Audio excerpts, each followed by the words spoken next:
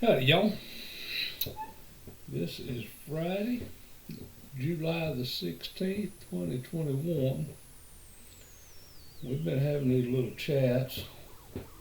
You know, back in the old days, these would have been done sitting on the front porch and maybe drink a cup of coffee or a glass of iced tea or something.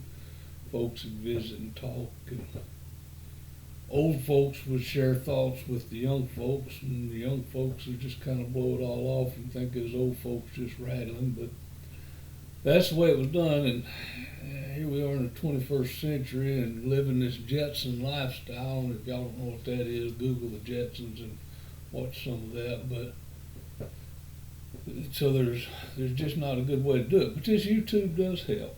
It gives us an opportunity to try to do something. So today, I got a couple of things on my mind, two or three things actually, and they're probably not real well formulated. That's the reason I'm not a public speaker or a preacher or something like that, because I can't ever get all my thoughts organized where it makes real good sense. But what I was going to talk about a little bit today is money, kind of in a big picture kind of way.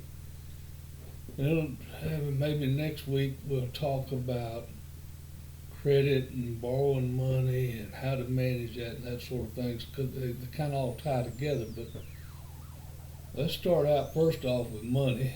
And the first point I'd tell you is that money's not everything. If you hadn't got any, it seems like it is. If you've got a little bit, you pretty quick you know it's just not all that it's thought to be. That being said, we all do need a certain amount of money to live on. It doesn't solve all of our problems, but it does solve a bunch of them, and it helps. So my thoughts today is, first off, you don't have to be rich, you don't have to be wealthy, you don't have to hit a gold mine in the lottery, or be born with a silver spoon in your mouth. What you do have to do, and I'm speaking now as adults, and all of y'all are adults, are close enough to it that this is going to hold true. First thing I recommend is get a job. And right behind that, getting a job, is show up every day. Show up on time, do a little extra, work hard every day. And it's kind of like the old, might have been Aesop's fables that had the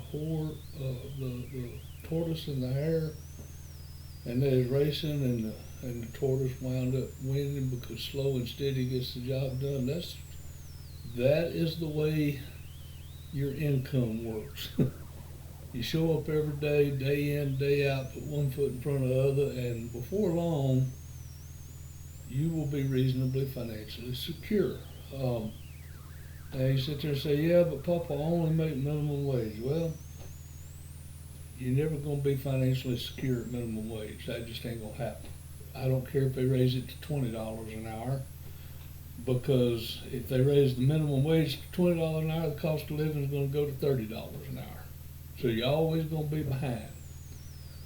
In that regard, what I would say is, not everybody is college material. I personally was not. I did go to college at night. I did get an associate's degree, but I am not what you would consider college material. I work with my hands. I made my living with my hands.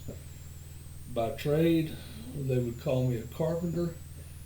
The honest to God truth of the matter was, I was just a sheetrocker and a metal stud framer, and I did that for years, and I can still do it if I have to, and probably do it better and faster than most of the young guys I see. So that would be my advice. If you can't get by on minimum wage, and we've already established the fact that more than likely you cannot, then look into getting a job that's a trade. Don't go out and spend $300,000 getting a college education and having a lifetime of debt trying to pay back a student loan. Go talk to somebody about getting an apprenticeship job. Learn a trade, whether it's auto mechanics anymore, it's probably pretty hard to get a job in a shop and learn auto mechanics because there's so much computer stuff involved anymore that they're probably gonna want some formal training. But plumbers, electricians, welders, we call them tin benders, that's HVAC people, that's air conditioning, heating and air conditioning is what HVAC stands for. The H is heating, the V is ventilation, and the AC is air conditioning. So HVAC contractors, all of those are good trades. If somebody was going to look into it, I would suggest that you look into the licensed trades. That's going to be your plumbers, your electricians, your HVAC guys. Welders to a less extent. All of these people make really, really good money now. You can go through an apprenticeship program, and I would venture to say most of these, first off, you're getting the education. Secondly, they're paying you instead of you paying them. And in probably about 4 years, give or take, maybe a little bit more in some cases, depending on what level you want to go to, you can do what we used to call out when I was an apprentice, we called it turning out. That was essentially you graduated. So you could turn out in 4 or 5 years as a journeyman plumber or journeyman electrician or journeyman HVAC, what they call a mechanic. And these guys today, in the world that we live in today, are probably making $35 an hour plus benefits, plus holidays and vacation time, 401ks, and on and on and on. And a normal work year is 2,000 hours. That's 50 weeks at 40 hours a week. So if you're making $35 an hour and you work 2,000 hours, you just made $70,000, plus you had 2 weeks of vacation, plus you had the holidays, plus you probably got some kind of 401k retirement plan, plus you've got health insurance. Nearly all of them offer all this stuff. And as some of you like, Eric, I'll single you out because you're the oldest. You may be thinking, well, Papa, I'm too old to start something like that. You're not. You're a lot younger than you realize that you are, and it's a very viable road for you to go down. You can look into being a carpenter like I was. I don't really recommend that. It was very good for me. I used the knowledge that I had. I went to school at college at night so that I could get out of the field and take my nail bags off and move into the office. And while I'm not rich, I get to live a pretty decent lifestyle. We don't have everything we want. We do have everything we need. So, in that regard, I guess I've done okay. But the problem with that particular trade is you get too old for that trade pretty quick because it's so physically demanding. When you're hanging sheetrock, most sheetrock is a 4x10 sheet, and it's going to weigh somewhere in the neighborhood of 100 pounds dry. When we say that, it's 100 pounds dry. That means it's fresh out of the factory and it has not absorbed any moisture yet. So when it starts absorbing moisture, it absorbs weight, and so it might be 105 pounds. You get too old for that. When you hang 100 sheets a day at 100 pounds a sheet, that's 10,000 pounds you've just handled that day.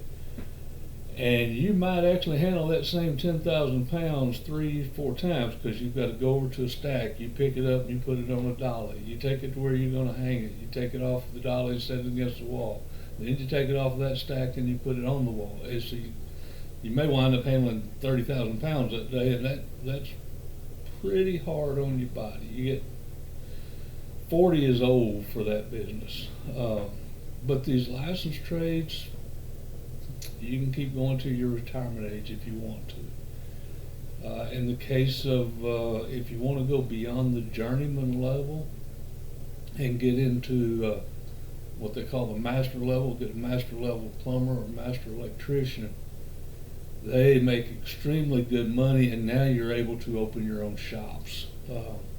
As a journeyman, as a plumber or electrician, you can probably make a boatload of money just doing side work. Somebody wants to have a few switches added to their house on a Saturday, so you go do that, make an extra $150 that day. You know, that kind of stuff. Same thing with a plumber, you know, or an air conditioning guy. He can work on a job site, whether it's apartment houses or commercial jobs or whatever. He can do that all day.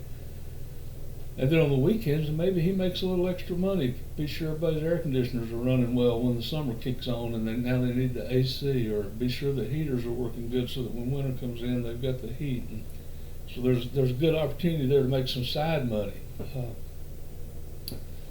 Welding is a really good trade. It's not as demanding as carpentry work can be, but those are just some ideas.